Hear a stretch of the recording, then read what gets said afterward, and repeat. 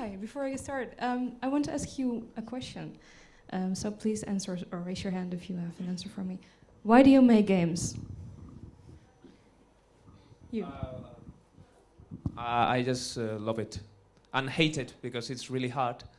But when you achieve something, making games is a very great sensation. So why games?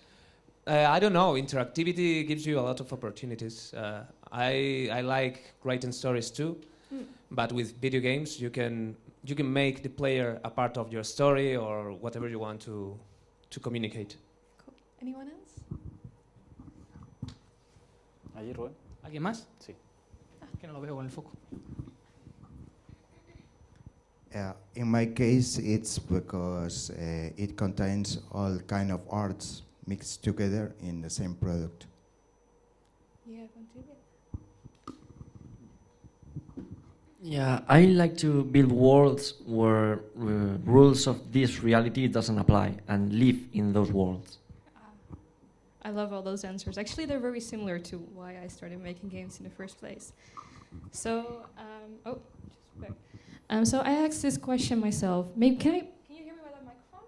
No, use the microphone, please. Use the microphone, Okay. yeah. So last year, around the summer, I decided that I would take my leave from the game industry completely because I was completely done with games. I was tired, I was very disappointed, I was overworked, I had no inspiration left.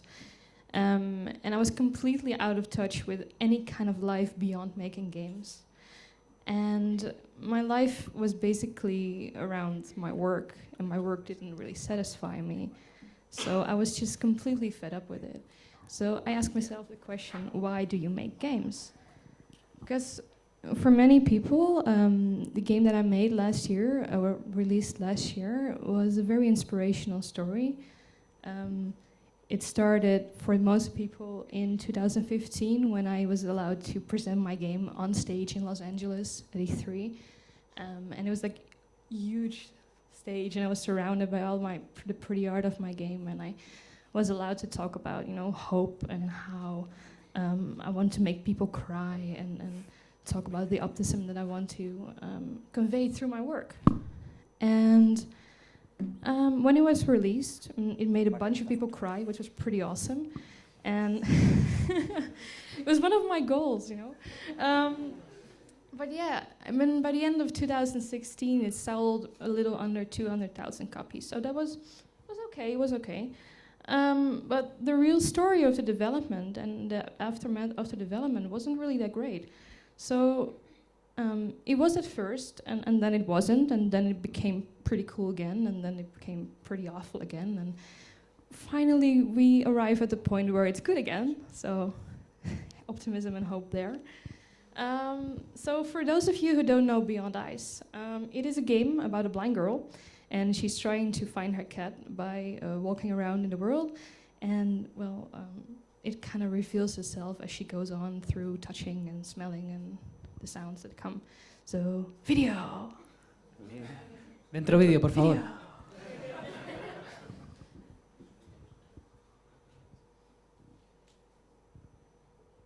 Súbelo.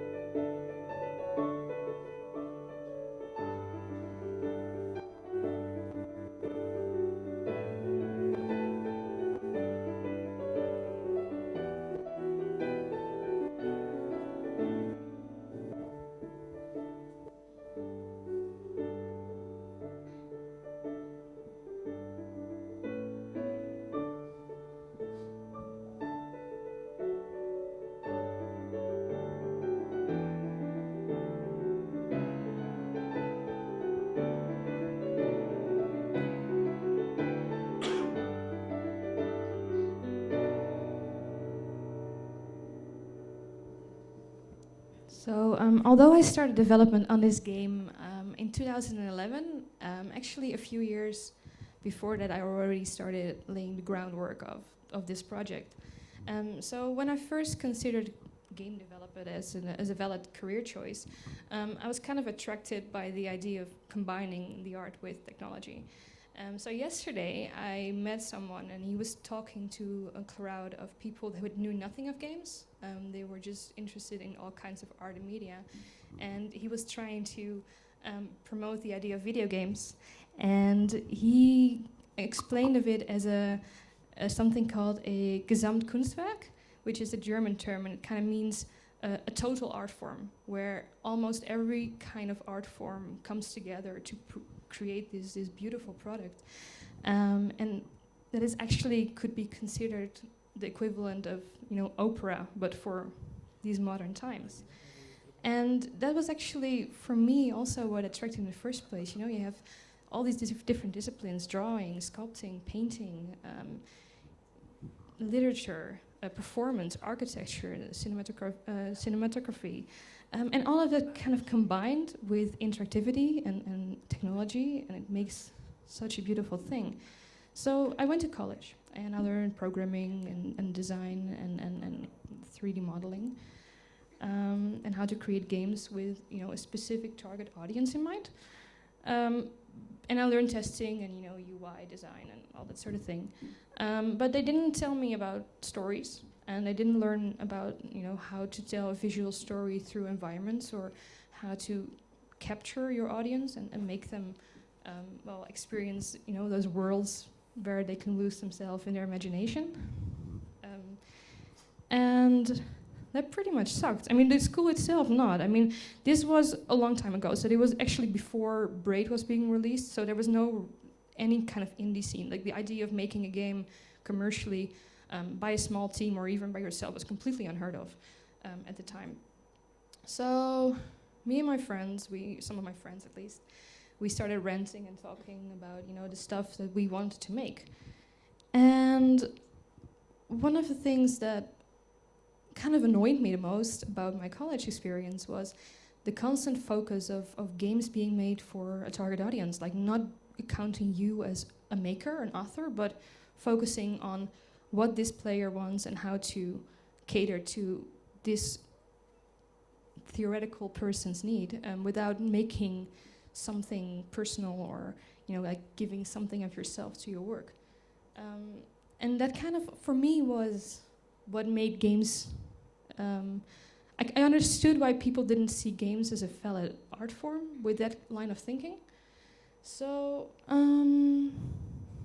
yeah, and the problem kind of is that if you have a target audience, even if it's a very small audience, you have to find a common ground, right? So you try to find common interests between the people that you're trying to write for, and it kind of makes you go to cliches or things that are already done before, because you kind of know how people have this unspoken narrative or what already is happening. And I wanted something fresh. So, like I said, I prefer the idea of being an author, making work that I found enjoyable, finding new territories to experiment with, creating stories and characters.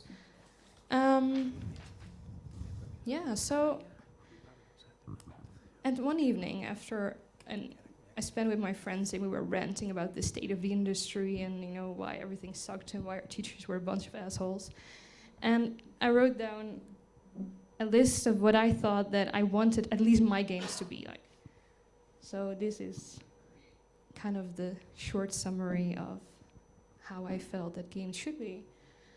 I like the idea of, the one thing I like most about games is the idea that instead of showing someone or telling someone a truth or a lesson or anything you kind of want them to experience, you can actually have them experience it for themselves and draw their own conclusions. So that was always going to be like the base of my work, to teach anything like a value, or in case of Beyond Eyes, a story of optimism, right? Like how you can overcome even terrible things by just trying and open yourself up for change.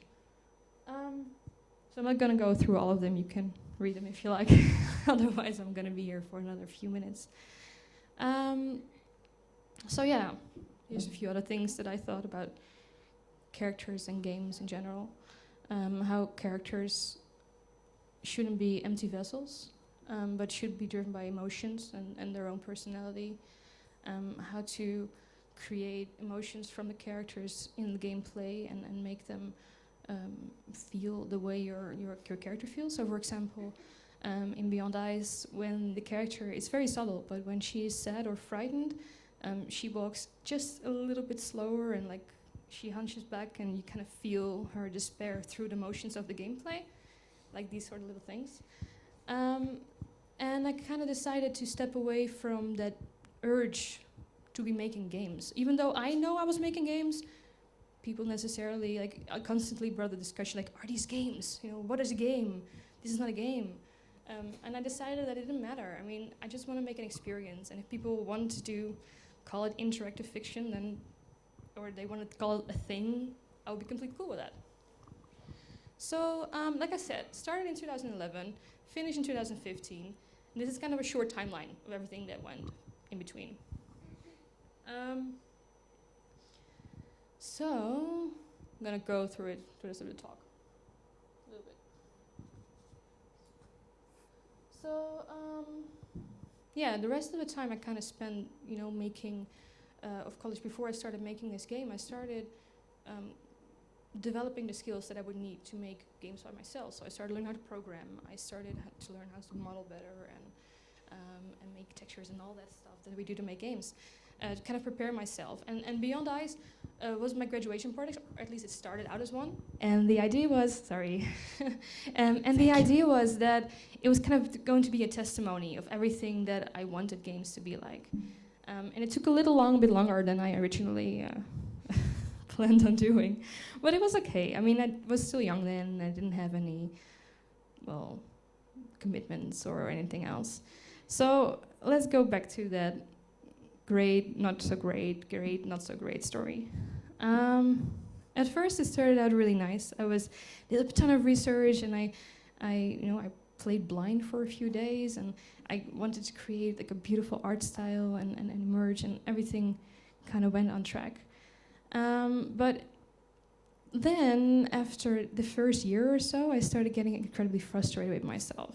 So, as you saw in the previous picture, I failed my exam for the first time, and then I also barely passed the second time because I was kind of terrible at, you know, selling the idea of my game.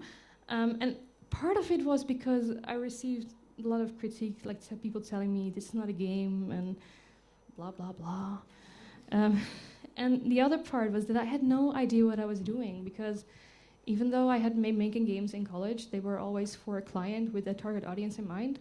And making a game about a blind girl was not something that I could look at other people's work to for reference.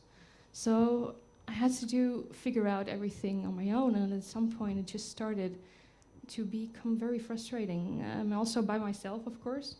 So, and I am still an incredibly big perfectionist. So I never kind of lived up to my own standards, and therefore I wasn't able to truly communicate what I wanted to do with this game, and showing people the progress that I made. So as a result, while I was developing, I failed funding, getting funding through 3 or 4 different funds.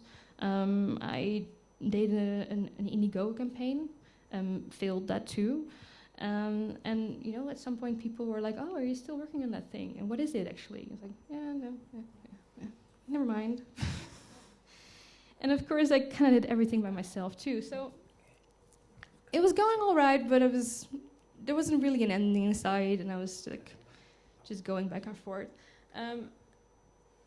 Yes. And all by myself. So then a nice thing happened. I was approached by Team 17, who is a known indie label by now. I think by the time that I approached me, they were still trying to build a label, so I only knew them from Worms. And yeah, so it was kind of nice. Originally on paper, everything seemed perfect. They allowed me to keep my interactive property, got good exposure, got, you know, like all the press jumped on it. I went to E3. I got a team to finish the game, and everything just went like very quickly. And that was pretty cool. And then of course. 5 minutes. Oh no, I'm not even there yet. Like I have so many. Okay, so yeah, I'm not sure if any of you follow the development, but so what happened is I got to present the game at the stage, and it was a very long process of Microsoft showing interest and not showing interest, and maybe not. We would show it, and blah, blah, blah, blah. So in the end, like 3 days before E3, I got a call. I said like, okay, we want you to go on the stage. I was still in England back then, so I was like, oh, I need to get a flight. Okay, no, they booked a flight, put me on a flight. 3 days of rehearsals, and then the presentation came. But the problem was with the stress is that, and here's kind of the thing that I wish I didn't have spent so much time on the previous part, is that the reason that this happened, E3, is kind of why I feel like I failed my game. Because we were so focused on getting the marketing right, especially my publisher, that I wasn't able to make the game as I wanted. So we can talk about this later, by the way, I'm still gonna be around. But the problem was, by the time I came back from all these tours, the team was still working and they weren't very, well, they didn't update as much as they needed to. So by the time I came back, they had not only set a release date, but also I found the project to be way past what I actually wanted it to be. So I talked with my publisher. They said, well, you know what? This is going to be the release date. We've already sent the build, for testing to Microsoft and Xbox. You have 3 weeks. If you can fix it before then we can put it in there, patch it on day one. Which I did. I worked incredibly hard for 3 weeks, locked myself up, finished everything in the game to make the game like how I wanted it in the first place. And then they had a server migration why we couldn't test the game in time. So the game that came out on the first day was not the game that I wanted, but was the version that had gone completely out of control. And they promised me, like, okay, now it's gonna be okay. We're gonna do like 3 weeks later, we're gonna do a patch, and everything will be cool. At that point, however, they already paid a few reviewers to do mock reviews, where they sent the game, they ask a few ex-journalists to review the game, and they write it back, and they kind of get the idea of what a review in a magazine would look like. And they came with some critique. And the critique was basically the stuff that I had fixed with my patch. But it kind of made that they didn't have as much confidence in the game as they originally did. So the game went out and they didn't patch it. They never patched it. So I called them. It's like, yeah, when is the patch coming? It's like, yeah, we cannot spare the resources, so unfortunately we're not going to patch it. And then they stopped answering my emails. And then they try to screw me over financially in a lot of ways. Is it being recorded right, by the way? Okay, maybe we should just snip that part out. Yes. I need to get you to sign something before you leave. No, to be honest. So yeah, in the end, things after release went completely south, and we haven't been on a very good foot either. But of course, them being the powerful publisher and me being a small indie, this is not something I talk about at all. Basically, you people are the first that I've ever shared this with outside of my friends. So I hope nobody in the Netherlands watches this or hears about this, and nobody's live tweeting this. But yeah, so in the end, that kind of, how much time do I have? I'm gonna try to just 1 minute left. Oh no! Okay, so long story short, I try to kind of not think about all the shit stuff going on by focusing completely on my work, then got completely overworked, then decided that games sucked and I didn't want to make games ever again. And then I asked myself the question, why do you make games? And I kind of went back to that first idea, that list that I made, that all the stuff that I wanted and liked about games, and also what joy it gave me. And instead of not making games, because it was the most depressing 3 months of my life, I think, I started thinking about under what conditions I want to make games. So I decided to use the context that I have and create the pitch for my new project, get some funding done, not work alone anymore, and share more of my experiences with others to get more, like support and help others with, the story as well. So this is my advice to you. Okay, no problem. Continue. And Just a little, huh? yeah. Just 1 minute left. That's okay. So basically, is making games is hard. Making games in indie is even harder.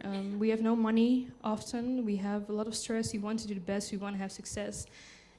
So these are not really, well, except for the legal counseling, not really things about making effective parts of making games, but it's more about try to find a life outside of games and enjoy that life, and be happy. And if games are giving you too much stress, then you should seriously consider how you can make it better for yourself, because life is very short, and these are supposed to be the best years of our lives.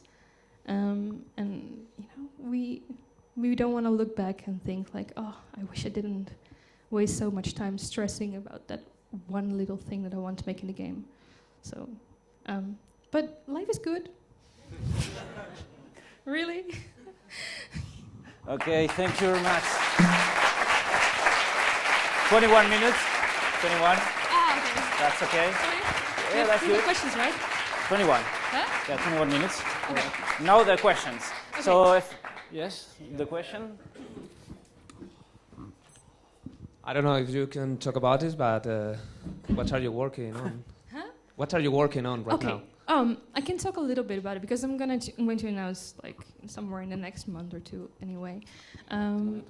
I decided that I wanted to work on bigger games, but also on faster releases. So I'm currently working on a series of games, and they are very small, like vignette, like 30 minutes games, but they all take place in one single universe. So think of it as a story. Maybe like if you have a game like Game of Thrones, you have different kinds of characters, right? And they all form part of the whole story.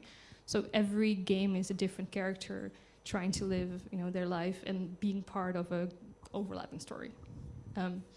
But yeah, that's all I can say about it for now.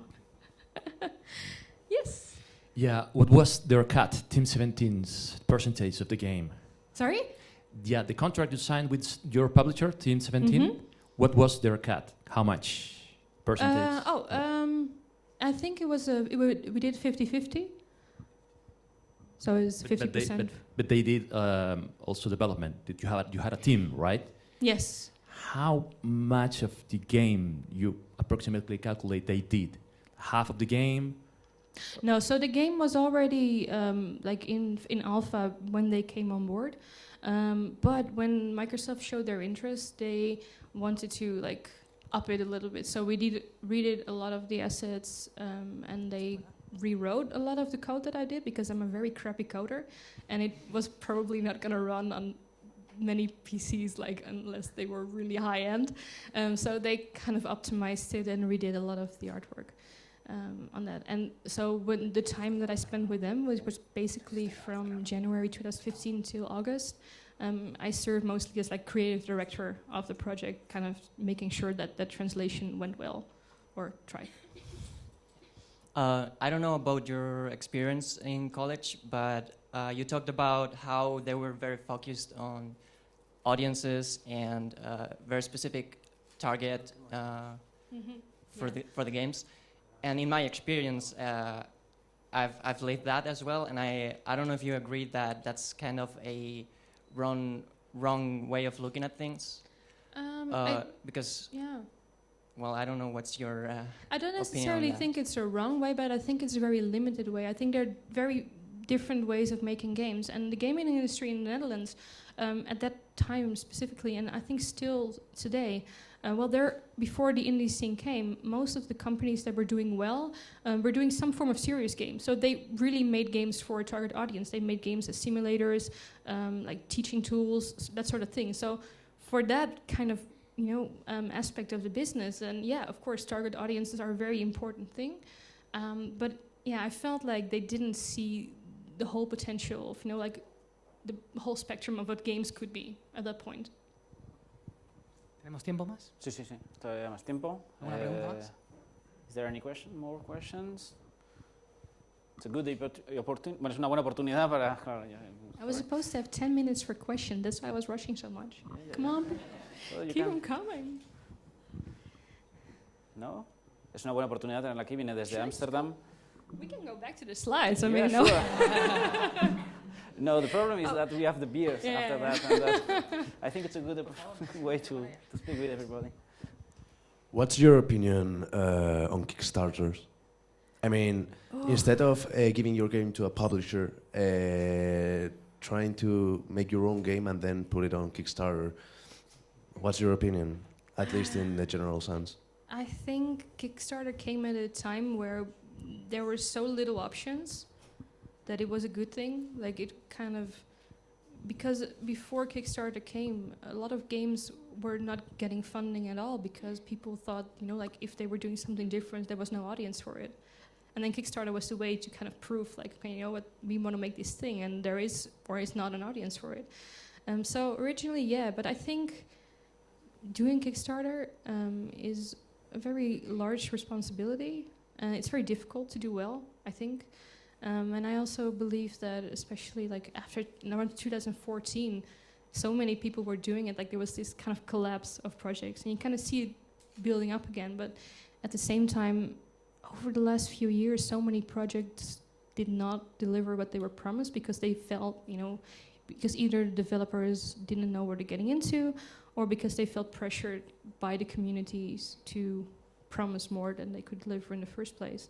So I still think it is a valid option. I mean, to be honest, like I just a little bit told me just now that there's such a thing as fake, which I didn't even look into, but I think that actually sounds a lot better than what Kickstarter is doing. So you can still do a successful Kickstarter, but you need to learn from, there's a huge amount of information about people that tried and succeeded and failed over the past few years. So you need to get all the information and knowledge out of that you can get, again, I guess. Okay, more questions? Here. Hello. I think I'm wondering, are you ever going to release the version you wanted your game to be as? I mean, because you seem to talk about it very passionately, and you seem so disappointed in how it's come out. That I am wondering if you plan on it. I thought so. Well, the thing is, the problem is because in the end, the Team 17 worked on the game. I mean, the IP is still mine, but of course, since they remade a lot of the assets, that is their property. So originally, when this whole thing happened last year, I started thinking about, I'm just gonna finish making the original version because that's my version. And at some point, maybe in a few years, when I'm like older, wiser, maybe even learn how to make the game better, I would release it. So at this point, I feel not yet because there's so many other things I want to do. But definitely, I think in like X amount of years, I would probably revisit it, do it the old way with my own assets, and kind of release it as a director's cut, I guess. Yeah, definitely. Good luck with it. Thank you. Vale. Perdón. ¿Alguna pregunta más? ¿No? ¿Tú que tienes una? No sé, quería preguntar. Bueno, tú. What are you living off if you don't want the pressure of develop a game? Sorry? If you work, Yeah. you get paid to stand that pressure that's on you Yeah. developing the product. Yeah. So for the new project, well, I still have some money like coming in and living off. I have funding for my new project, so I already have for the next year or so. I'm covered in terms of costs that I need to make. But one of the things I did do for this project is kind of see how I can find a balance between my need to make this specific kind of game that I want to share, and then also combine it with knowledge of how to actually create an audience for it. And so it's going to be a little bit less experimental and trying to balance that artistic and commercial side and see where that goes, I guess. Yeah. Thank you. Vale. Uno más. Yes. Hi. Yeah. I was wondering when you were starting asking questions. Excuse me, I didn't hear what you said. Oh, It's no. the last question, no? Okay. Huh? The last question. Yeah. Yeah. Oh no, I said I Oh, was I'm wondering so- when you would ask me a question I'm because sorry you've I been took so asking long everyone then. questions so far. Well, we were just having a debate over whether or not we have an industry in Spain. Yeah, because it got some translation. Yeah. I mean, I assumed you didn't understand anything. I have a but- translator next to me. Oh, that's awesome, actually. Well, not an to- official one, but Well, yeah, I got most of it. Gracias a Ludipe. Maybe a little bit biased, but I got most of it. Wow, that's really great, actually. I mean, well, but yeah, I don't really know if we were able to come with any conclusion. But I was just wondering your perspective on maybe your surroundings and Okay. the Yeah. experience that you got from the independent community, and So that structure, yeah. that circuit. So the Dutch industry is actually pretty good. It didn't used to be, but they've invested, like a lot of people with knowledge and money and time, they've invested it into creating, opportunities for people. So there are funding opportunities where you can apply to, but also, for example, there are scholarships for events like GDC. There are vouchers for traveling towards international like events like Gamescom or even Tokyo Game Show to pitch your games. So I think that the Netherlands has found a way through many people to at least give indies a platform, because on paper our industry is, well, with the exception of the serious game companies, our industry is very similar. We only have one AAA studio, which is Guerrilla Games, the guys that made Killzone and the new dinosaur prehistoric girl game. What have a name? I keep forgetting. Arc. And most of that, and then we have a few companies that do advert, but there's a lot of indies there. But at least like our government is trying to support these initiatives that allow us to, get our name out there. Like a lot of the Dutch indies are very internationally focused. I see. So we are also very internationally focused, as maybe you heard. But yeah, thank you. The debate kind of ended on a note which was, what do you think is the crucial next step that we have to make in order to grow as an industry and make that transition? You mean the Spanish industry? Oh gosh. Well, from what I could understand from this panel that was just happening, is that there are so many places where improvement is needed.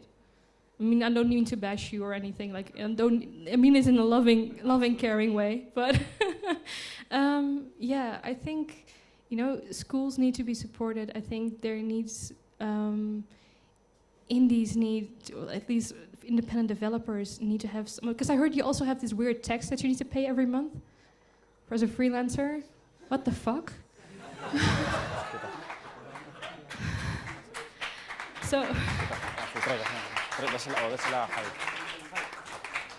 So yeah, basically, like, I could write a whole manifesto for you guys for things that should change. We should probably talk somewhere over drinks later. Yeah, I think it's a bit. I'll rally you. Sherida, Yeah. this is not the E3 stage, but thank you very much for coming. Yeah, no It's an problem. honor. Okay. Thank you.